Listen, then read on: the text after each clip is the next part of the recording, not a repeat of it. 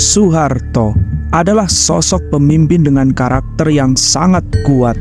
Jiwanya sangat besar, sehingga selalu terlihat tenang dalam situasi sesulit apapun.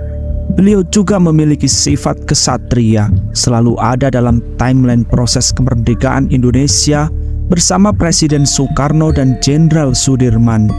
Karakternya mengayomi dan sosok bapak yang keren bagi siapapun. Meskipun selama 32 tahun sebagai orang nomor 1 RI, beliau sendiri hidup sederhana. Ditambah lagi, beliau memiliki spiritualitas yang sangat kuat, membuat sahabat dan lawan begitu segan. Bagaimana jenis manusia ini bisa lahir? Ternyata semua karena satu perempuan ini, Sugirah, ibunda dari Soeharto. Sugirah terbentuk menjadi perempuan yang hebat setelah berbagai tragedi kehidupan yang pahit getir menimpanya. Bahkan dalam keadaan hamil tua saat mengandung Soeharto, sempat mengasingkan diri di dalam kegelapan selama 3 hari tanpa makan dan minum.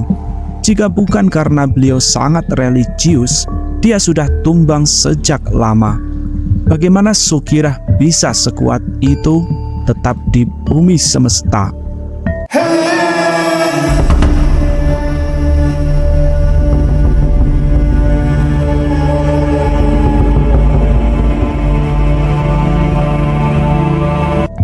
Dialah Raden Roro Sugirah, lahir di Argomulyo, Yogyakarta pada tahun 1903 dari pasangan Sukiman dan Suminem. Sugirah lahir di pedesaan, tempat para petani menanam padi di pesawahan yang luas membentang. Sudah menjadi tradisi mereka bergotong royong dan saling membantu dalam menanam dan memanen padi. Maka Sugirah kecil kala itu, waktu bermainnya, dia habiskan di pesawahan untuk mengikuti orang tuanya menanam dan memanen padi di pesawahan mereka sendiri maupun sawah kerabat dan tetangga mereka dalam tradisi bergotong royong saling membantu. Ketika musim kemarau tiba, Sugirah kecil akan bermain di antara pepohonan hutan dan berenang di sungai-sungai jernih di sekitaran desa. Di usianya yang belia, dia dikenal anak gadis yang ceria dan tangkas. Menjelang remaja, sang ibu mempersiapkan Sugirah untuk menjadi sosok perempuan yang tangguh dan dalam tujuan kelak menjadi istri yang bertanggung jawab dan seorang ibu yang baik.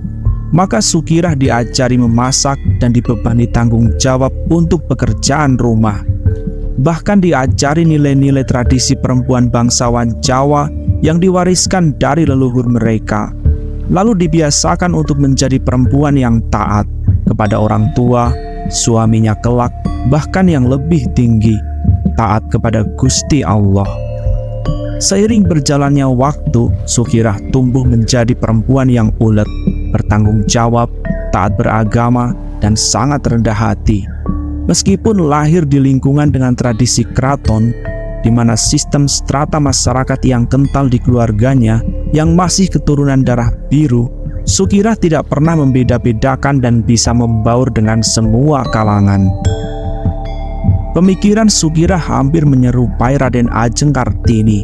Dia memiliki pemikiran dan wawasan yang luas, sehingga ekspektasi dan harapannya akan kehidupan cukup tinggi, termasuk dalam hal cinta dan pernikahan.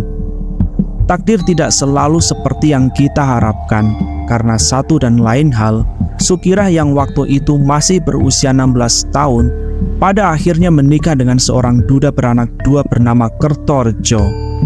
Dari sinilah Tuhan mulai menempa dirinya, seakan semesta sedang menyusun rencana untuk kelahiran sosok besar nantinya. Nurinwa Ki S. Hendrowinoto dalam buku Ibu Indonesia dalam Kenangan menceritakan betapa sulitnya kehidupan Sugirah sejak menikah. Dia dan suaminya memiliki sisi perbedaan yang membuat semua seakan tidak berjodoh. Sugirah yang berusia 16 tahun masih memiliki sifat yang manja, sementara suaminya yang bekerja sebagai ulu-ulu atau seseorang yang bertugas membagikan jatah air ke sawah-sawah terlihat dingin dan tidak begitu mementingkan sisi romantisme sebagai seorang suami.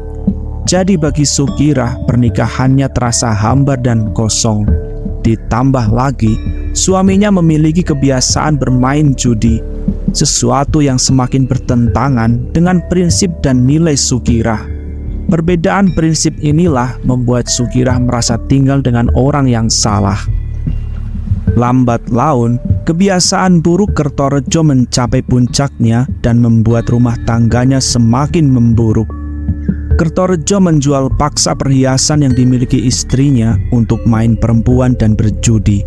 Padahal Sukirah sedang hamil tua kala itu. Sukirah yang tidak kuat berada satu atap dengan suaminya memutuskan untuk pulang ke rumah orang tuanya. Dalam keadaan heran, ibu Sukirah bertanya, "Kenapa pulang ke sini sendiri dan tidak diantar suami?" "Ibu tidak mau, apalagi perutmu sudah besar." Mendengar keluhan sang ibu, Sukirah hanya bisa menangis. Keesokan harinya, ketika sang ibu mengetuk kamar Sukirah, tidak ada jawaban dari dalam sana. Sang ibu membuka paksa pintu dan tidak ada siapapun di sana. Sukirah menghilang. Sang ibu panik dan memanggil bapak dengan langkah tergesa. Bapak mencoba untuk menenangkan sang ibu dengan bilang kalau Sukirah paling sudah pulang ke rumah suaminya. Sang ibu memiliki firasat yang tidak baik, maka disuruhlah seseorang untuk mengecek ke rumah Kertorejo, suami dari Sukirah. Perasaan sang ibu benar, Sukirah tidak ada di rumah suaminya. Maka tersebarlah berita bahwa Sukirah yang sedang hamil tua hilang, membuat desa Kemusuk, tempat kediaman orang tua Sukirah, geger.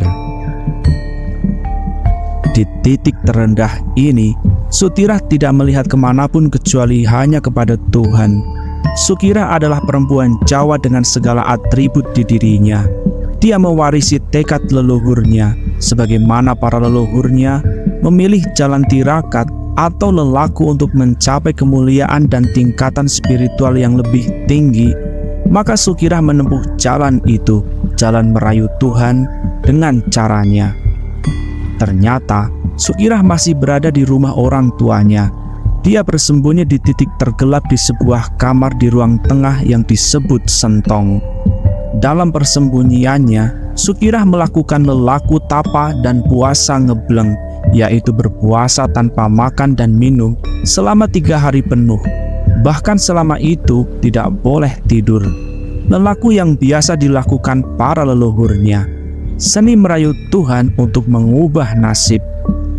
Fakta bahwa Sukirah seorang perempuan dalam keadaan lemah dan hamil tua, bagaimana bisa bertahan tidak tidur, tidak makan dan tidak minum selama 3 hari? Beliau bisa kuat menjalani ini.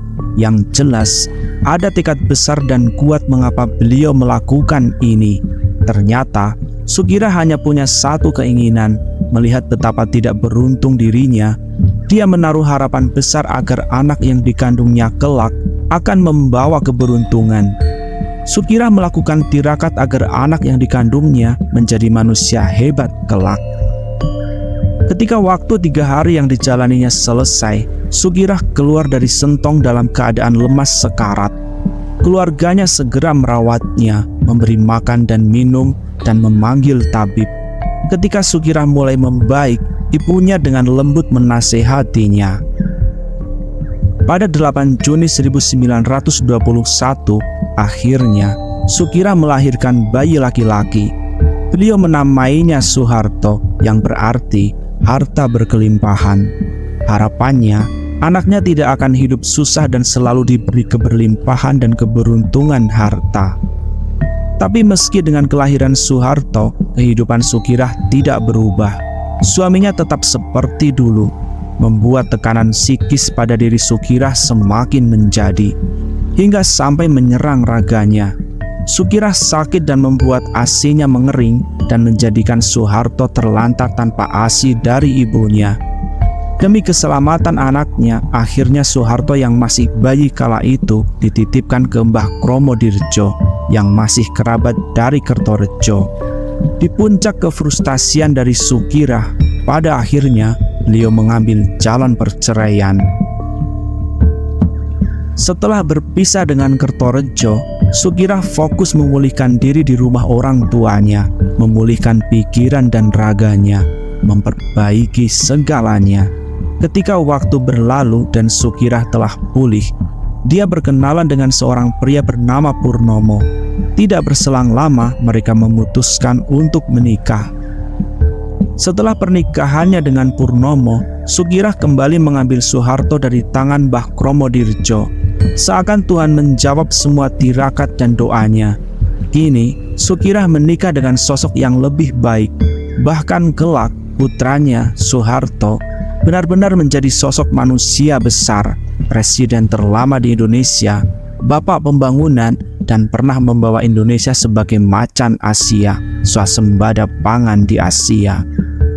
Terlepas dari segala kekurangannya selama kepemimpinannya, jasanya terhadap bangsa juga sangat besar. Terima kasih sudah menonton video ini sampai selesai. Sampai ketemu di video selanjutnya. Jangan lupa like, subscribe, dan komentar kalian. Terima kasih.